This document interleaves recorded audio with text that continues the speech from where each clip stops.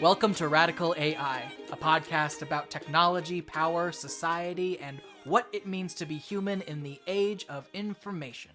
We are your hosts, Dylan and Jess, and in this episode, we explore the topic of robot empathy. Have you ever seen a robot and called it cute? Have you ever seen a drone and felt afraid? Have you ever apologized to Siri or yelled at your Roomba to get out of the way? Have you ever named your car? I know I certainly have. Our relationships with robots are complex and messy, so to explore this topic, we interview Kate Darling, a leading expert in robot ethics and a research specialist at the MIT Media Lab. Kate researches the near-term effects of robotic technology, with a particular interest in law, social, and ethical issues. And if you're listening to this episode right the day that it releases, happy Thanksgiving and Thanksgiving week, I suppose, to our U.S. listeners. And we have a lot to be grateful for at the Radical AI podcast, including this specific interview, which was a long time coming. Jess and I have both been big fans of Kate for going on like a year now individually. And so it was just like, it was one of those dream come true moments of just being able to sit down with someone who has really, defined this field of robot human interaction and also robot ethics. So we are so excited to share this interview with all of you today.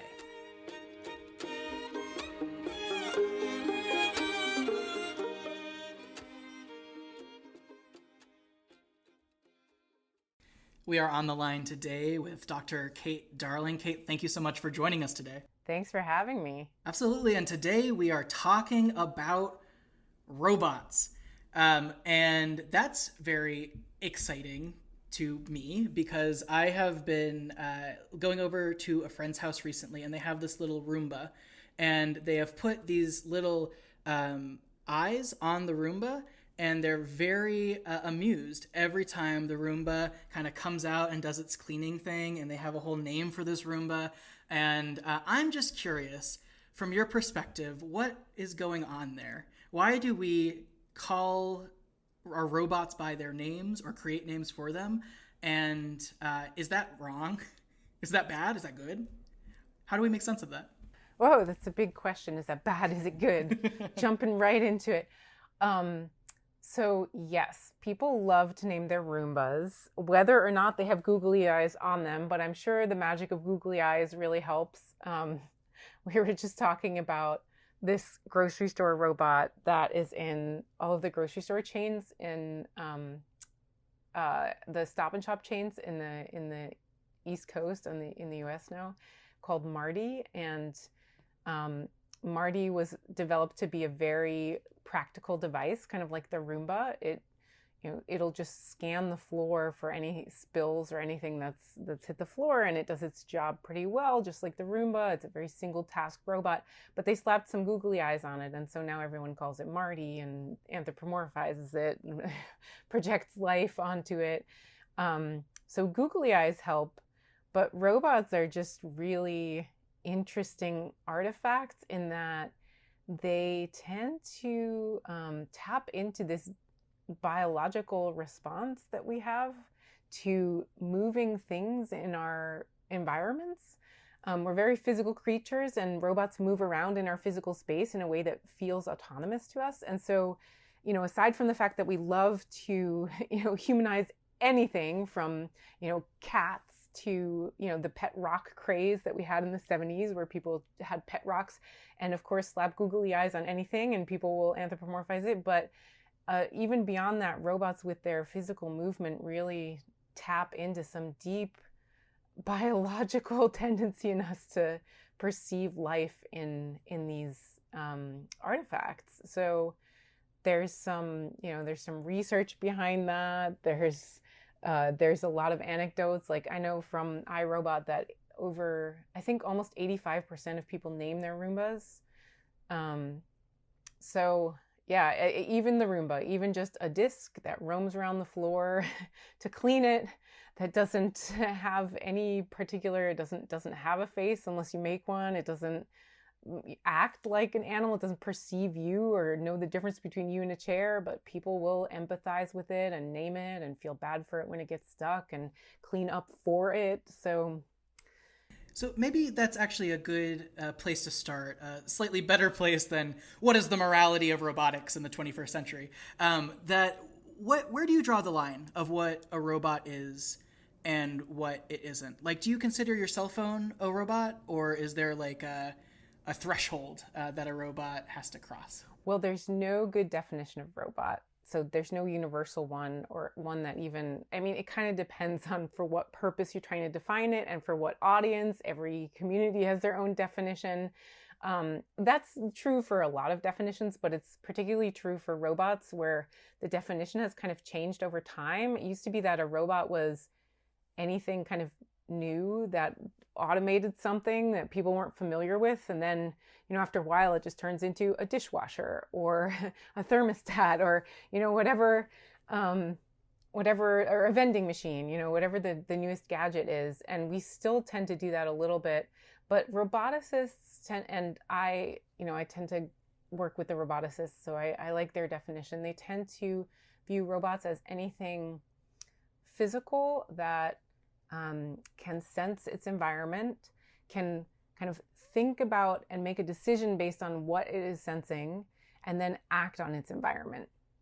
Now, that gets really messy when you try to drill down on those terms, because basically a cell phone does all of that. A cell phone is a physical thing. It can sense its environment. It can like vibrate or make light or whatever, and so technically act on its environment. But in robotics, none of us would call a cell phone a robot. So it's not a perfect definition. But yeah, that's the best I've got for you. See, I'm a little bit biased because I'm one of those people who likes to name my car and personify my succulents and apologize to Siri or Alexa. So I have a certain opinion and attitude towards bots and, of course, like physical robots, however we're defining that too. And I'm curious, Kate, do you have a robot that you interact with that you act a certain way towards, or how do you act towards robots? Oh, totally. Oh, yeah, I totally do that. I can't pretend to be, an unbiased scientist. I totally anthropomorphize all of the robots in my home. My child does, and I very much encourage that. So, and one of the first like robots I bought that I really viewed as a robot was this baby dinosaur robot called a Pleo that's super cute and makes all of these lifelike movements and sounds and kind of wants you to pet it. And I have 5 of them at this point, and I treat them like pets, and I've named them all and feel bad for them when, something happens to them. So, yep, I do that too. So why do you do that? This is some of the research that you've done, of course, but why do you think that you do that? You mean because I know how the robot works and I do it anyway?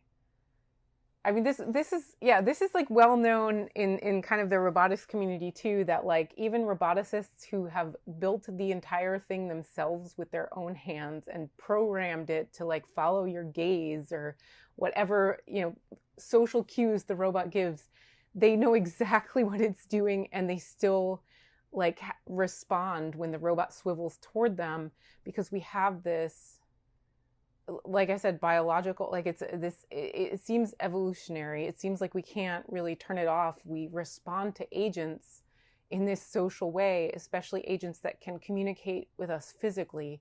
We just respond to those social cues automatically. So yeah, even the roboticists, even I, who know how the robots work, we just love to do this. We are such social creatures at heart. So is that different, say, when Jess talks to her succulents versus when like we put googly eyes on a Roomba? Is it a different kind of like substance or thing, or is it all just kind of like the same way that I might talk to like a dog that I own? Is that like the same thing that's happening, maybe even like neurologically, is what's happening when I talk to a robot? That's a really good question. So anthropomorphism has a bunch of different theories for what causes it and what factors can enhance it. I kind of view it as a spectrum, and where, anthropomorphizing your succulent, that a lot of people do that, right? We are such social creatures that we will talk to our plants and, anthropomorphize our plants. But if you then add additional things, like if you put googly eyes on the succulent, or if the succulent is moving around in a way that isn't just blowing in the wind, but actually appears to have agency, then I think that enhances that even more. So there's a lot of different factors, and robots tend to be this perfect cocktail of all of those factors, where they're more than just a stuffed animal, they're more than just a car. They can also, move and respond to you and give these social cues kind of intentionally, that really kind of, as Sherry Turkle, an MIT psychologist, likes to say, it really pushes our evolutionary buttons. So one of the things that I at least see as a difference between succulents and robots is that one of them tends to look much more human than the other in the way that we've chosen to design them, at least based off the succulents that I've seen. So I'm wondering, why is it that way? Why do we design our robots to look like humans when we could make them look like anything? That is a good question. Well, so one reason that people design them to look like humans or have some human attributes is because we respond more strongly to cues that we recognize. But what people often don't understand is that the robot doesn't have to look just like a humanoid robot from Westworld or, Blade Runner for us to respond that way. In fact, that's sometimes counterproductive, because if it looks too much like a human and it doesn't behave exactly like a human, then it kind of disappoints your expectations and will either creep you out or just make you feel disappointed by its performance, like with Sophia, which is this humanoid robot that's gotten a lot of attention recently, who's just basically a walking puppet, but people are fascinated by it. But in social robotics, some of the design principles are more like what animators do. So the animators can take anything, a teapot, a bunny rabbit, a succulent, and they can put human emotion or movement into it enough so that you recognize the cues, but it doesn't have to look human. You can still see that it's a desk lamp or a succulent or whatever. But in doing so, they've honed the art of creating something that's even better than humans in some ways, much cuter. And so that's where really successful social robot design lands.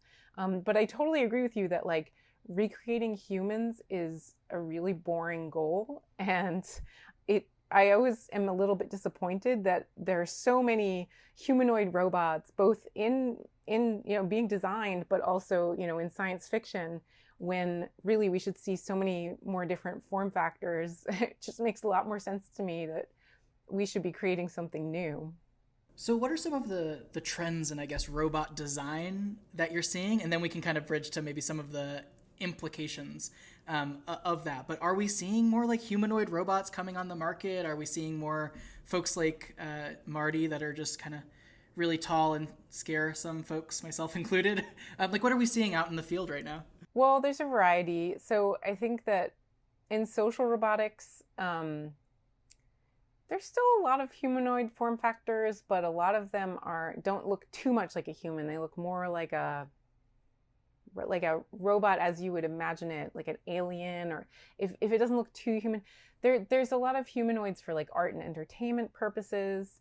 And then there's a bunch of people developing humanoid robots not for social purposes, but because we have a world that's built for humans, and they're like, well, if a robot needs to be able to function in this environment, it has to be able to have a human shape in order to open doors and walk up and down stairs and go down corridors and whatever.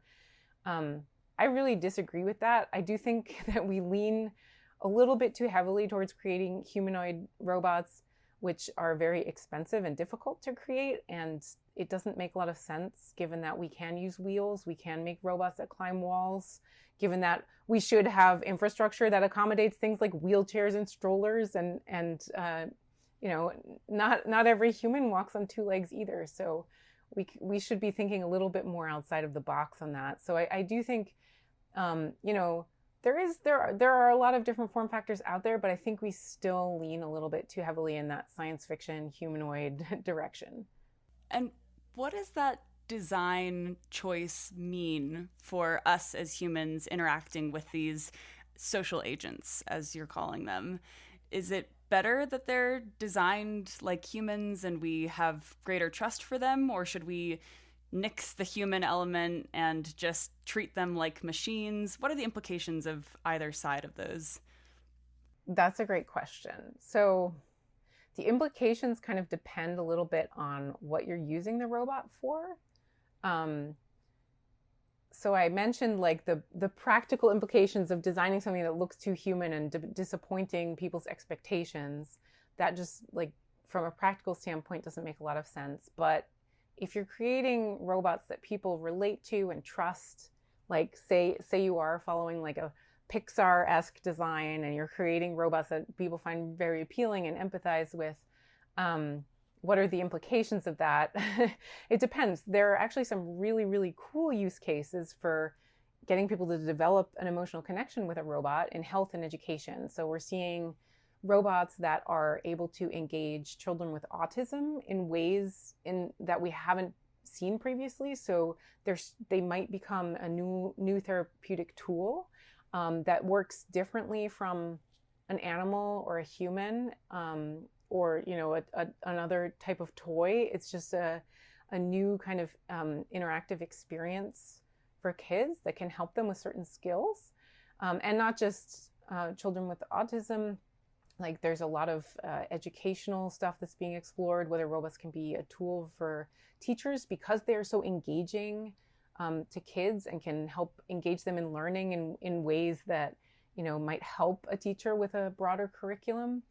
There's also therapy robots being used, like the Paro baby seal, that is kind of an animal therapy replacement in contexts where we can't use real animals. It's very soft and fluffy and responds to touch and gives you the sense of nurturing something. The first time I held one, I was like, "Can I take this home with me, please?" And they're very adorable. And, some people are worried about this. They say, "Oh, we don't want to be replacing teachers and human caregivers and caretakers with these robots." But I actually think that these robots are a really good supplemental tool. And so long as we're using them as such, there's huge potential there. But where I see kind of more of an issue is if we're using kind of what is a very persuasive technology, to manipulate people's behavior or their emotions in ways that don't benefit the person interacting with the robot, but benefit someone else, the people who designed the robot, or corporate interests. If this is being used to advertise or collect more data than anyone would ever willingly enter into a database, or to compel people to buy in-app purchases, or whatever. We have a long history of coercion through persuasive design, from casinos to modern apps. So social robots could be used as a tool for that, and that's something that I find much more concerning than the question of whether the baby seal robot is going to replace someone.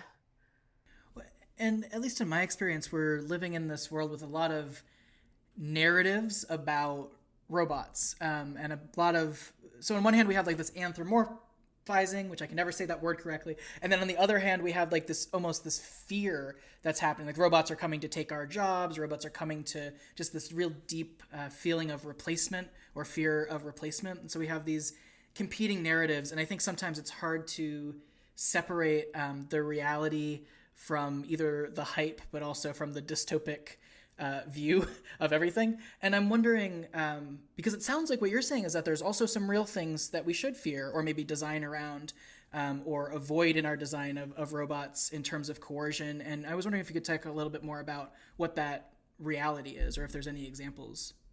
Yeah, so one of my pet peeves about how we generally talk about robots is we have a lot of assumptions, some of which are influenced by science fiction, pop culture, some of which are influenced by our anthropomorphism and our constant comparison of robots to ourselves.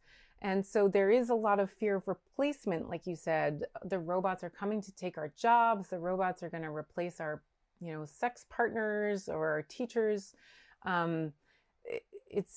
that seems to be the entire conversation. Or there's like, the public intellectuals who are like, not only are the robots coming to replace us, they're coming to destroy us all. Artificial superintelligence is a grave danger to humanity. And I don't mean to sound too, I think it's great that people are worried about some things, because I do think we should be thinking critically about new technologies, but I do think some of these concerns are a little bit misplaced, and they tend to distract from some of the real things that we should be concerned about. And this replacement fear is really, I think, driven by some moral panic rather than actual technology and the developments that are happening. I don't really see robots coming to replace us anytime soon. Artificial intelligence is very different from human intelligence. The skill sets are completely different. I'm not saying that labor markets won't get disrupted and that won't cause a lot of pain or require a lot of intervention, but this whole replacement fear does seem to be a little bit sci-fi driven. So I would really prefer that we focus on some of the things that are happening or going to happen. I mean, I know that you all have explored a lot of issues on this podcast related to, bias in AI and, facial recognition, and a lot of some of the problematic uses of AI that are popping up, and I think are much, much greater concern than artificial superintelligence at this point in time. And then there's also, just like the privacy and data security and the emotional coercion aspect that I foresee becoming an issue in the near future. I don't see too many examples of it right now. I don't know, Woody Hartzog has a paper about unfair and deceptive robots where he gives some examples of, for example, Tinder bots that will they'll flirt with you on Tinder and then they'll try to sell you something. And so I think that that's just like a very, very minor version of what is to come as social robots become more part of people's lives and people start relating to them emotionally. There's no doubt in my mind that companies are going to try to use that in any way that they can.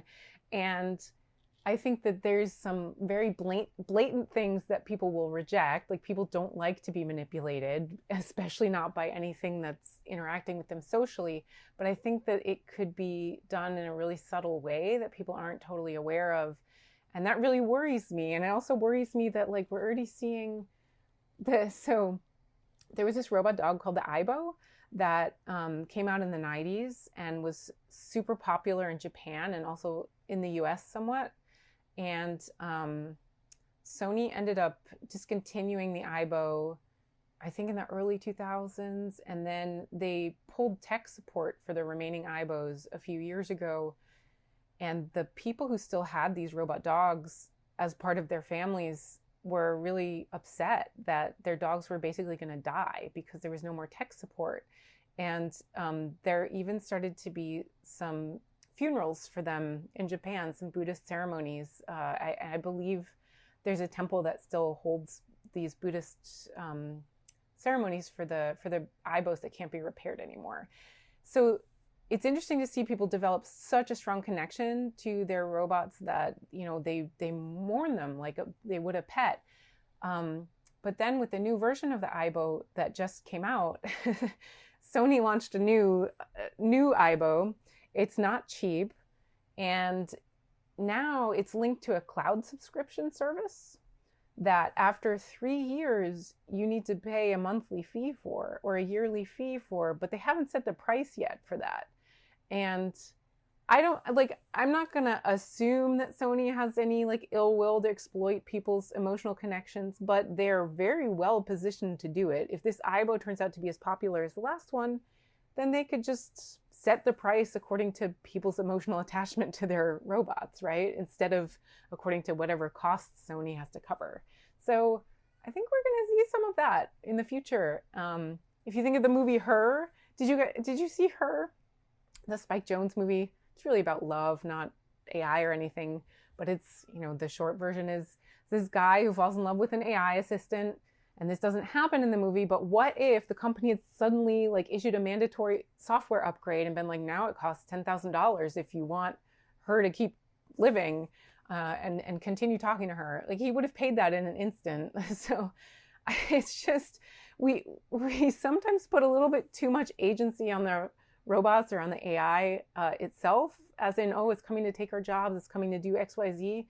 But really, we should be thinking about the incentives of the people who are creating it and what power they will have in this new world. See, it's interesting because I feel like when I've heard about the fears of robots being turned off or deactivated, it comes from these like Hollywood dystopic films that you were referencing, where like the robot has gained consciousness and to deactivate them would be to like, quote, air quote here, kill them. And we have fears of doing that and being like the robot gods.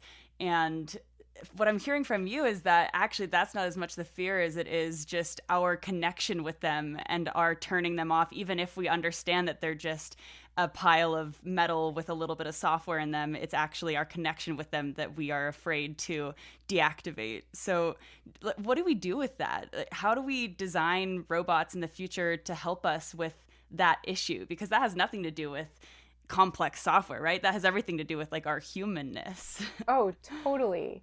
So I like to make the analogy to animals because it shows that, well, so first of all, you're right. I think that we're going to face this question long before we develop robots that can, have any sort of consciousness. People are already going to feel bad about turning them off, certain robots, or, treating them in a certain way. But animals, like looking at our historic relationship with animals also shows that even if we develop conscious robots that might not mean much, depending on what robot it is. Like there are animals that are perfectly conscious and that feel pain, and we don't care. We eat our chicken nuggets, like, but our pet dog we care a lot about. We wouldn't want our pet dog to be turned into nuggets, and at least not in America. And so it's culturally driven. We're driven by our emotions. If you look at the history of animal rights, we've only protected the animals that we care about or the ones that are cute. It's always been all about ourselves. So I think that's interesting. And then how do we deal with that? How do we, develop robots that can help us with that? Well, I don't know, because like you don't want to throw the baby out with the bathwater, right? Having these emotional connections to robots, just like having emotional connections to animals, could be really useful, and it can help people with loneliness. It can help people therapeutically. There's no inherent reason that I think it's a bad thing. Even I even used to argue that we have some stories already of soldiers becoming really emotionally attached to the bomb disposal units that they work with. And I used to say, oh, we need to figure out how to design these robots so that they won't become emotionally attached to them, because we don't want them, risking their lives to save the robot, or, doing anything inefficient on a battlefield. But then I read more about the history of animals in war and realized that animals were actually such a source of comfort to soldiers in a really, stressful, traumatic situation, that actually having that bond, they would develop very strong bonds with the animals. And then it's kind of like it's better to have loved and lost situation. So you don't want to just discourage people from anthropomorphizing robots, because there is so much benefit that we get out of it as the social creatures that we are, and because I don't think we can prevent it. Like there's people name their Roombas. You're not going to be able to stop people from anthropomorphizing the robots that we have. And so I think we just need to be very aware that this is happening, and be very aware of which situations can enhance that, and then kind of work with it, because it's not going away. So, Kate, let's stay on the topic of animals and the analogy to animals for a second, because we know that you have a book coming out soon about exactly that topic. And I was wondering if you could tell us a bit more about maybe what the thesis of the book or what you're exploring in that book is. Sure. The book comes out in April 2021, I think April 20th. There's already an Amazon page, which I'm very excited about. I think only my mom has ordered it so far, though. So the book is called The New Breed, and it looks at our history of using animals for work, weaponry, companionship, and what we can learn from that history as we integrate robots in the future. Because, we were just talking about animal rights and our emotional relationships to animals.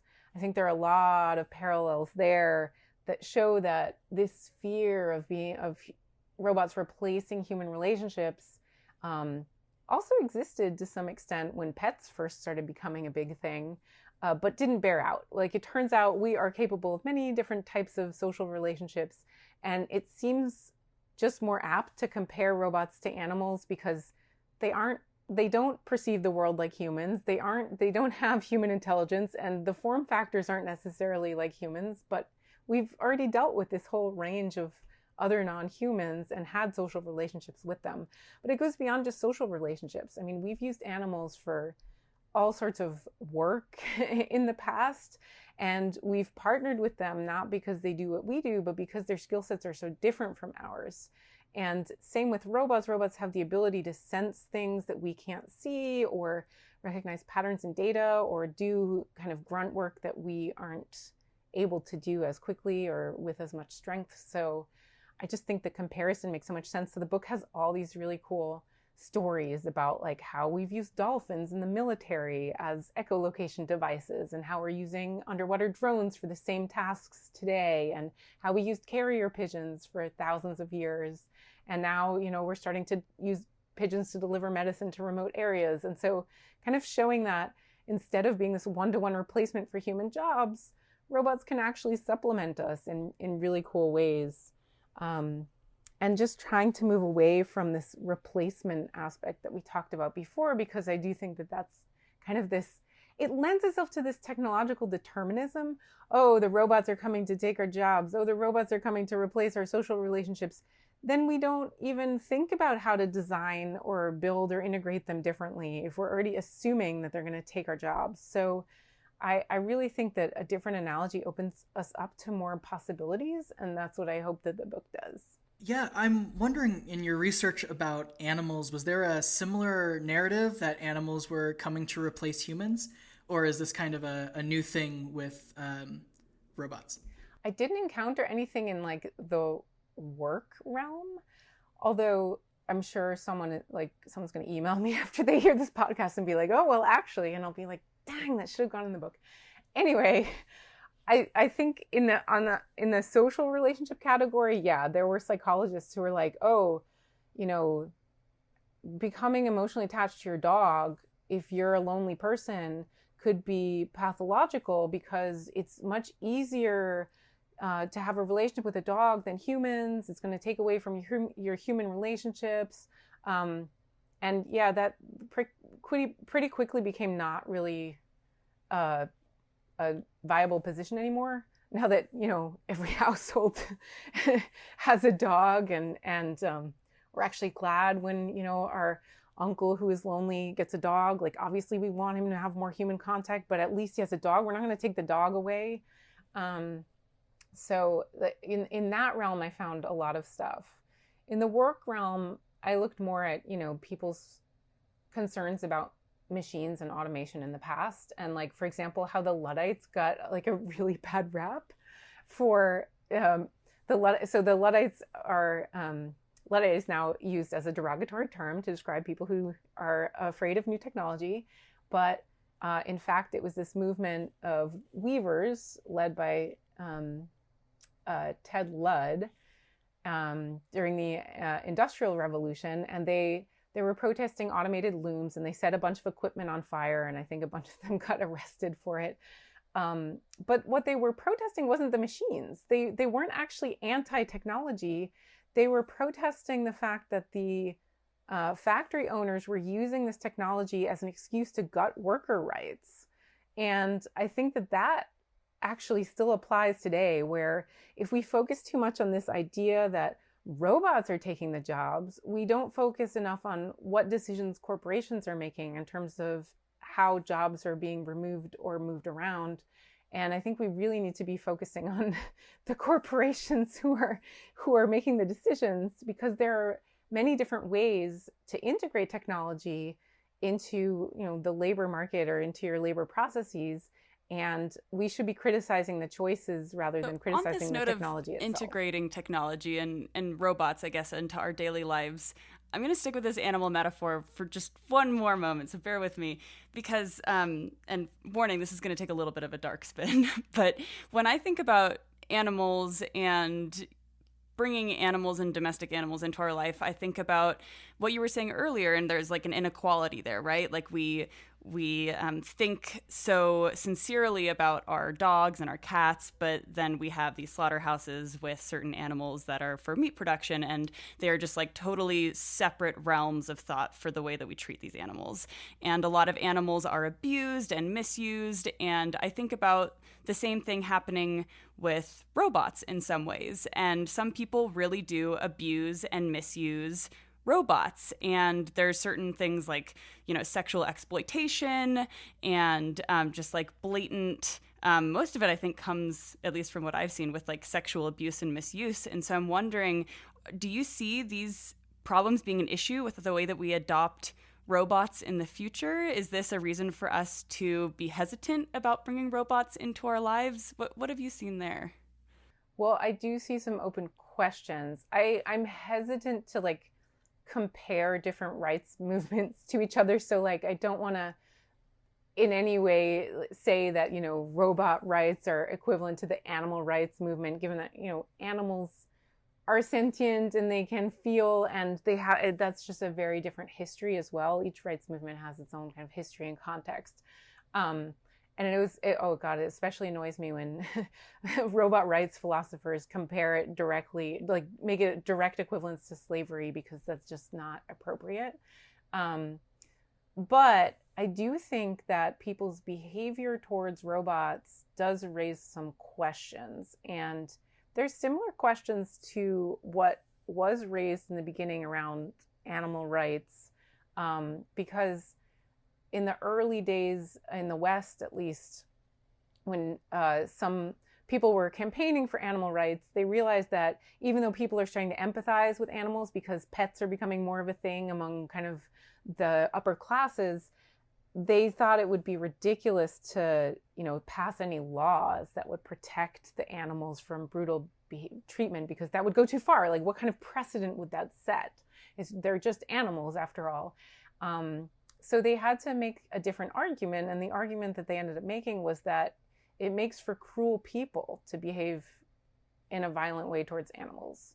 And that really caught on, especially back in the day, because it had a hint of classism as well. You know, the lower classes in the cities beating their donkeys, you know, we need to teach them better behavior, and therefore we will pass animal protection legislation. So it was really, in the beginning, all about us. And I think that there's a similar question to be asked about robots. Like, what does it say about people if they're willing to be very violent towards something that responds in a lifelike way? And there's some indication in research that there is a link between people's behavior towards lifelike robots and their tendencies for empathy, which tells us that maybe at least it's an indicator or a red flag, or might say something about a person. It doesn't tell us whether it's desensitizing, like whether as a child, if you beat up a lot of robots, you turn into, you know, a brutal adult. That one's a little more complicated, and it also has parallels to the violence in video games question, although now it's on a physical level, and we know that there's a difference between physical things and things on a screen, so it's kind of a new question. But also looking at some of the research on animals and children, it's really hard to establish like clear evidence for whether it changes people's behavior rather than just telling us something about people's tendencies. But I do think it's a question that we need to ask, and we need to ask sooner rather than later. And ideally, we would have some sort of evidence-based policy, because you already see, and you mentioned this, some sexual, you know, quote unquote misconduct. There are child-sized, you know, sex dolls. There's the question of virtual child pornography, which different countries have come down on different sides on, whether that's okay or not. And, you know, if we have people wanting to, you know, have this like deviant behavior and wanting to perform it with robots, is that a healthy outlet for this behavior? Or is it something that just, you know, perpetuates it or normalizes it further? And we just have no idea what direction it goes, but people are already calling to like ban sex robots. So instead of like succumbing to the moral panic, if we could just find some sort of evidence so that we can create evidence-based policy, that would be really, really good. I was thinking a lot about, as a child of the 90s, I was thinking a lot about the violent video game comparison. And I still struggle with that. I think I actually struggle with that more as an adult, because as a child I was like, don't tell me what to do, I want to go play my video game, that kind of thing. But there's something real about like the media that we consume, and then how that impacts how we act out in the world. And then there's something different about something physical being in front. Like, it's not just something on a screen, it's something embodied. And is that what you've seen in your research, that level of like embodiment, whether it's in like anthropomorphizing or in this violence or in any other examples? Is the embodiment part of what makes this kind of a different thing? Oh, it totally is. So not in my research specifically, but in the field of human-robot interaction, there's like by now a pretty large body of research showing how much embodiment matters. Like we empathize more with robots when they're embodied. We follow their directions. We respond more to them. Like, it enhances the anthropomorphism. It enhances compliance. It enhances everything because we're such social creatures. But it also, like, as games get more physical with, VR and AR, and those lines start getting blurred, we don't know what that means either. So I do think it's a new question, but then also we haven't resolved the violence in video game question. I mean, like you said, it's a really tricky one too, because every new media format, and robots included, but also video games, comic books, everything creates this moral panic. And you have parents and teachers, or you have the NRA blaming video games for like school shootings. So there's a lot of rhetoric that kind of ends up influencing, politics and legislation. And the research itself tends to be totally inconclusive. We still don't know the answer to the violence in video games thing.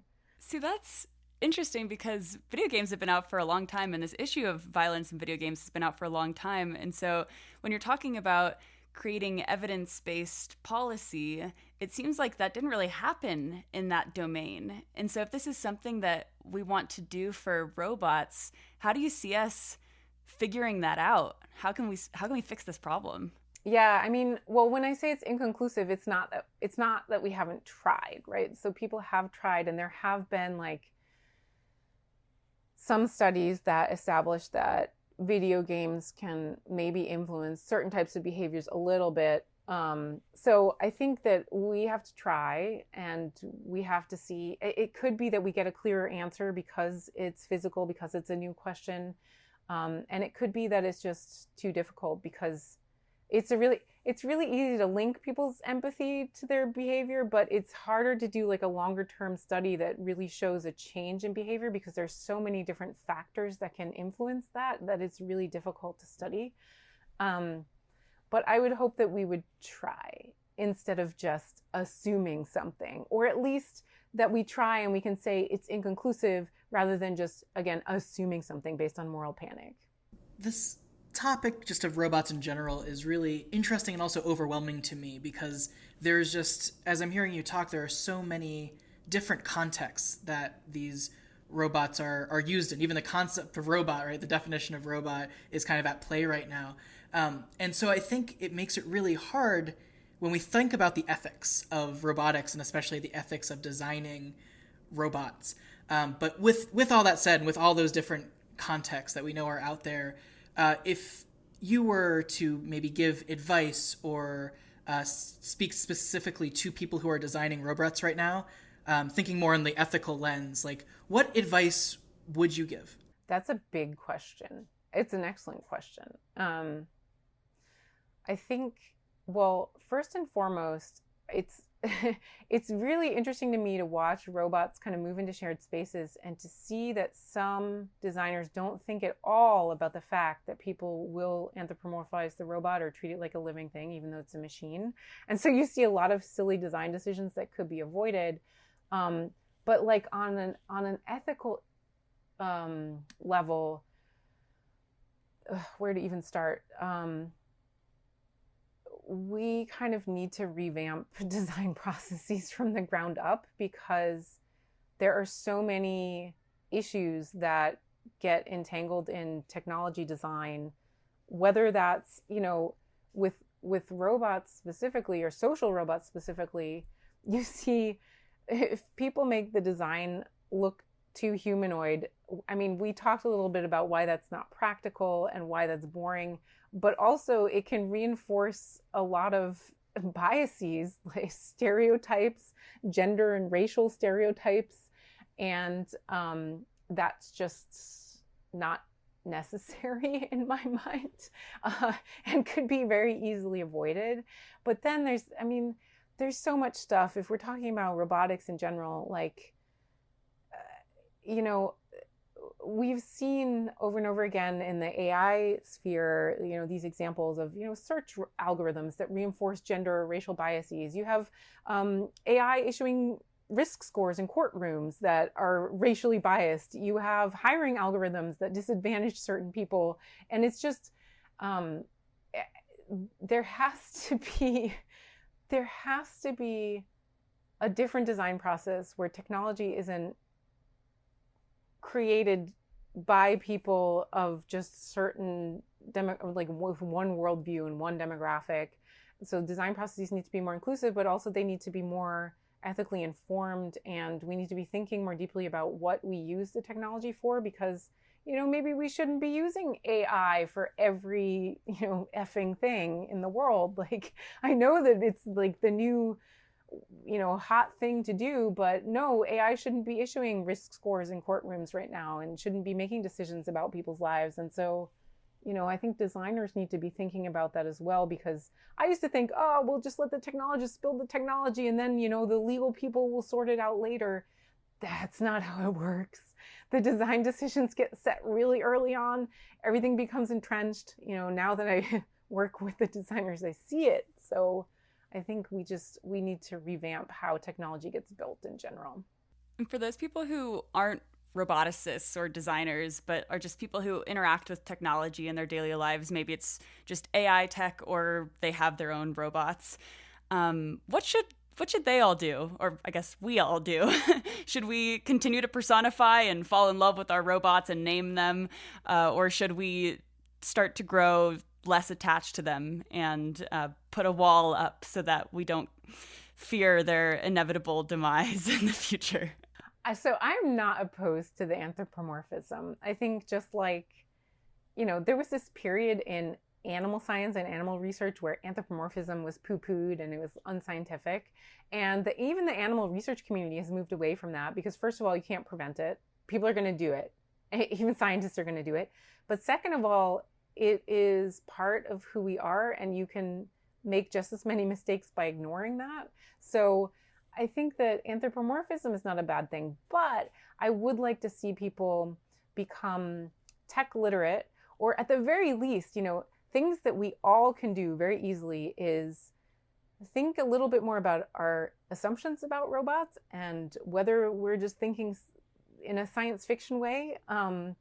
So I do think like the animal comparison really helps anyone really be like, oh wait, I'm comparing robots to humans. What happens if I use this different analogy? Does my concerns still make the same sort of sense? But also we can vote for people on both a local level or a federal level who care about worker rights, who care about consumer protection, who care about privacy issues, and who understand the technology, because I think that politically, so much of how our political and economic systems set incentives for companies or anyone developing the technology, I think that is something that we sometimes forget. We can all influence that. Kate, for anyone who is looking to engage in these conversations further, looking to pre-order your book on Amazon or just find and connect with you online, where's the best place for them to go for that? Probably Twitter.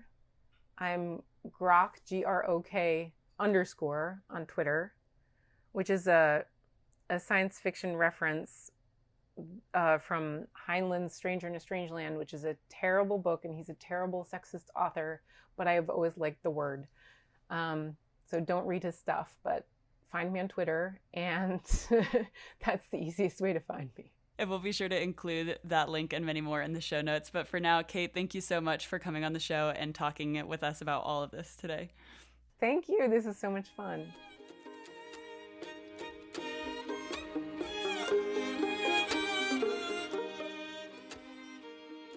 Again, we want to thank Kate Darling for coming on the show today for this wonderful conversation. And Dylan, let's start off with you.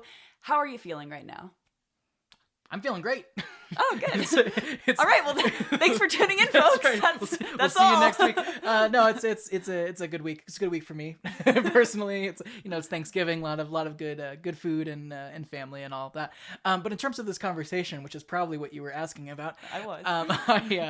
I really enjoy this conversation with Kate, and it goes really well with our conversation that we had, that we released at least a few weeks ago with Ryan Kalo about robot law. And this time we got a slightly different perspective on robot ethics and robot morality, which is actually, I haven't published a lot in my PhD career, but this is one of the few topics that I have published on. And so it was just really great to be able to nerd out and get Kate's perspective on some of like the shoulds and should nots, and how we as a society are increasingly being empathetic or putting robots in this new, social location for all of us. And I don't know, I just really appreciated her insight. Was there anything in particular that she brought up that stood out to you? Yeah, I mean, I think I mentioned it or you could probably see it in most of the questions that I asked, but I personify the heck out of like everything in my life. I'm one of those people. And so I feel like this conversation just hit home in so many ways for me. And it made me feel a lot more normal than I felt before, which is nice. And hopefully it did for some of the listeners too, because I mean, I can't be the only one out there who like names my car or my succulents, which I know I said like a million times in this conversation. And I think it's just crazy to me that there's in the future, and probably the near future, there are going to be a lot of potentially social robots in our day-to-day lives. And it kind of makes me think of the movie I, Robot a little bit, where, I mean, unfortunately that was like a dystopic take on it, but I appreciate that Kate brings in this utopic angle about the future of robots, and that they don't have to be something that's scary and foreboding and taking our jobs and our livelihoods, but that they can be something that actually supplements and adds to our lives and enriches the things that we as humans need, and that we can actually find in robots if we lean into that social need and that social emotion that we feel with them. Do you name your succulents differently than you name, say, your car or like your phone or something? Like, do you have different categories of nomenclature for each? Yeah, definitely. I mean, like a succulent would be something more like a Rob, Mm-hmm. but like my car, Mm-hmm. he's like Barry. Actually, my new car is called Larry. Mm-hmm. So there's a nomenclature there. Right. Well, they seem to both be just like standard male names, so it seems like the same nomenclature to me. But there might be a right. a distinction. That's true. I mean, I'm the kind of person who would like name my dog Ben, though. Yeah. Like, so really, they just all get like just male generic names. Is the yeah. Okay. That's and I think a lot of us fall into that, right? Like I got a dog recently, and I had to choose a name, and a lot of the names that are out there for dogs are male generic male, like human names. But I guess that's a good point though, is that it's no longer human. It doesn't need to be human anymore. Yeah. So that's a powerful statement, Jess. Thank you.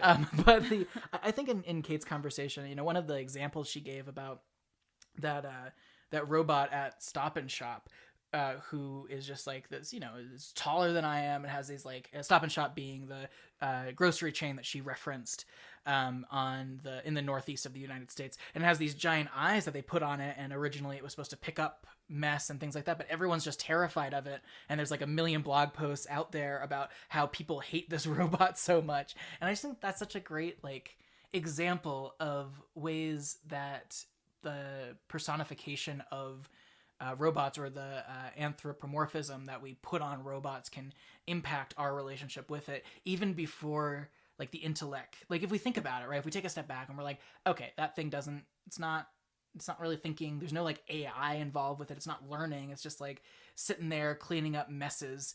But the second you put eyes on it, it's like, oh man, I need to watch out for that thing. Like I can't let my dog around that. I can't let like my kid around that. I'm terrified. So it's like those how we design these I was going to say design these creatures, right? Even that is problematic, but we design these robots. There are ramifications for how people interact with them. And I think it's not necessarily we're talking about empathy. We're talking about like perceived empathy that people put on these inanimate objects that we've called robots. Yeah, well, I mean, it's interesting, Dylan, because you said that putting a googly eye on something might make people fear it or act differently in this feeling of, I guess, fear or maybe distrust of the robot. And my immediate reaction was, oh, there's googly eyes on it.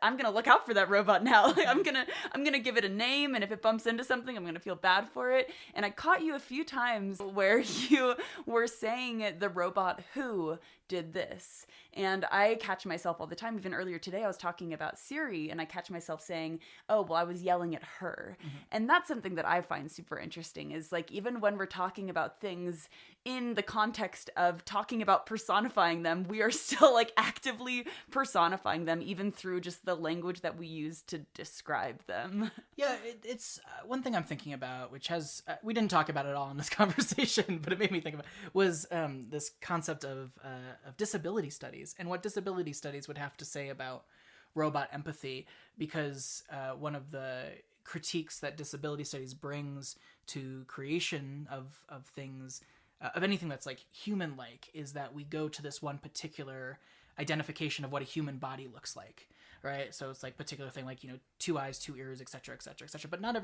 every person's body looks like that. So you go to this typical thing, and then you design around it. And I wonder what a disability studies critique of some of these robots, like even like how we design eyes, how we design some of these human-like characteristics, maybe in these like typical ways, like quote unquote, right? I'm making a lot of scare quotes here, but I think it's important for us to think about, especially for if there's anyone out there who's doing the design work, right, on this stuff, to think about how that critique might be levied. So the pros and cons, I guess, of that robot empathy that we seem to have.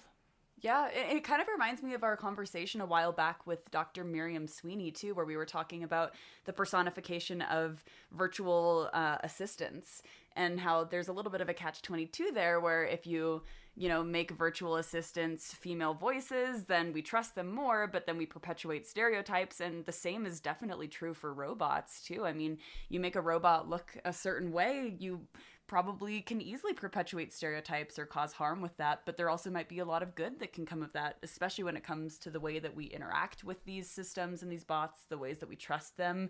I mean, there's a lot here, and there's a lot of power in the language we use to describe them. There's a lot of power in the decisions that go into designing them. There's a lot of power in the ways in which we decide to interact with them in useful or harmful or abusive ways. There's a lot here.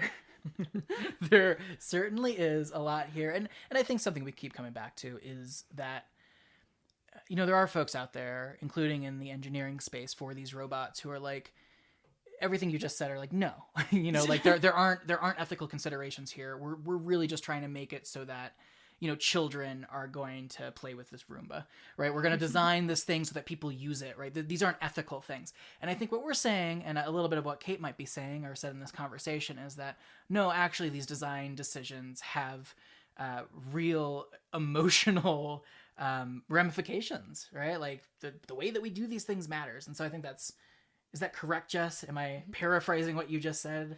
Yes. The way that we do these things matters. And for more information on today's show, please visit the episode page at radicalai.org. If you enjoyed this episode, we invite you to subscribe, rate, and review the show on iTunes or your favorite podcatcher. We want to remind you all, especially those in the U.S. this week, to have a happy Thanksgiving. And if you're not celebrating Thanksgiving for any number of reasons, we hope that you have a large amount of gratitude in your life and you continue to seek that out. A reminder to catch our new episodes every week on Wednesdays, to join our conversation on Twitter at RadicalAIPod. And as always, Jess, stay radical. Yeah.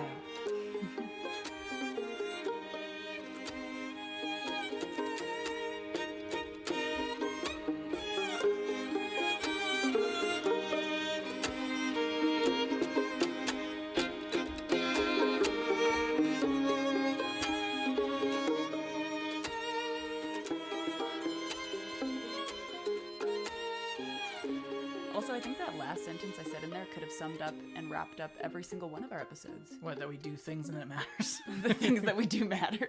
Yeah. That's why we make such a great podcasting team. That's right. Happy Thanksgiving, everyone.